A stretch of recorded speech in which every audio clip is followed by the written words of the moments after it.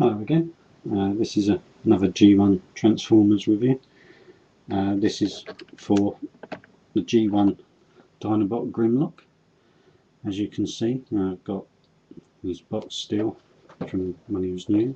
I'll just spin that around so you can see it's the usual picture on the back of the time with the Dinobots and Jetfire fighting the deluxe Insecticons and Shockwave. Quite standard, usual tech specs on the back with the robot points, but a good G1 box. He came with a tech spec decoder and of course his instruction manual, which is like that. I'll get that up there out of the way. He also came weapons wise, he came with red plastic sword, which although on the box shows that it's silver, it was always that it came in red plastic as with all the Dinobots. He came with a missile launcher, and that had 3 chrome missiles which fitted in and tried out and still works. And his more commonly known double barrel blaster, which I think he's probably most famous for having apart from the sword.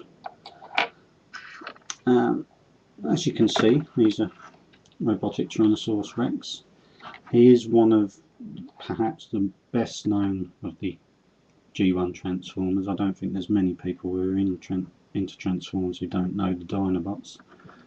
And of course was a very famous character in the cartoon series. Although the other Dinobots featured, it was mainly Swoop and Grimlock which featured the most and had the most sort of character development out of all of the film sort of characters and that of the original movie. As you can see, he's quite good sort of applications of stickers, quite colourful. Gold chrome on his belly there, but that becomes his chest, and gold chrome on his claws, and silver chrome for his arms, which I don't know quite why they went with a different colour for his arms than the rest of him, but they did silver on his tail as well. I don't know. You'd have to ask Hasbro about that one. Harkening back to his Diaclone years, he's got a cockpit which I assume a Diaclone figure would have sat in the back. Reasonable articulation. The arms are quite stiff, but they move a little bit, and the legs are just basically backwards and forwards movement. A little bit of, you can slightly tilt the bottom of the foot, but not that much. But it's a very good, imposing figure. Another bit of that movement he does, of course, is opening and closing of his mouth, which that is nice, you know, as in the original cartoon series. The only difference, of course, between the toy line and the Transformers in the cartoon was, of course, that he had blue eyes in the cartoon, whereas both, I think all of the figures are slightly off in that way. I think they all had, blue in the cartoon. Yeah, I think they've all got red. I'd have to check up on that. I shall transform him now. It's quite a simple transformation. You push in the bottom of the feet and his hands come out the bottom. It just slides in place. You can flip the head back, and that goes to the back there, and you separate what was the chest of the Tyrannosaurus Rex, and that reveals his head inside. And then you pull sort of forward and up, and then that gold part swivels up and connects in front of his head, and that obviously, as I say, forms his chest.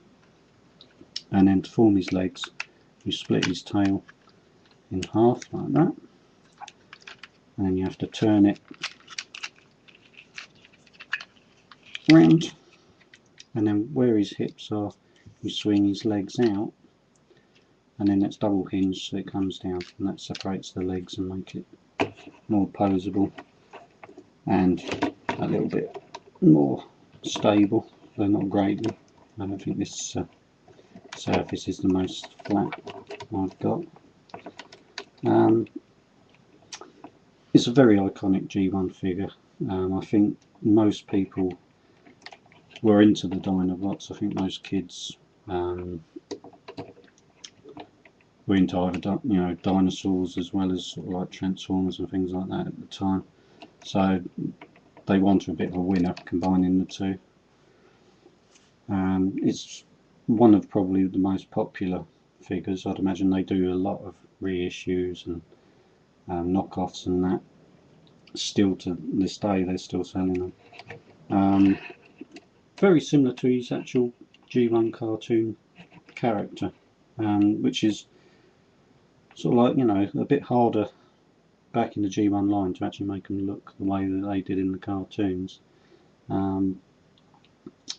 He's probably one of the most recommendable figures, I think, out of the G1 line. I mean, there are obviously fancier and more expensive ones, such as Triptychon, which you may have seen in one of my other videos, and obviously there's ones like Metroplex, and of course like the one that I'd love to get, which is Fortress Maximus. They're all got their good points, but also got their downsides, whereas Grimlock, I can't really say he's got a downside. A little bit more articulation would have been nice, but then for a G1 he's not bad at all anyway. It's definitely a figure I'd recommend. If you're a bit of a completist, you'll probably already have him anyway, but if you're just into your sort of random G1 figures, I would definitely recommend all of the Dinobots. They've all got pros and cons in little ways, but they are all so similar to their cartoon originals that they're worth having, and display value is fantastic. To have them out on the shelf together, they look fantastic together. And that's about it really. I hope you enjoyed the review, and I shall see you again sometime.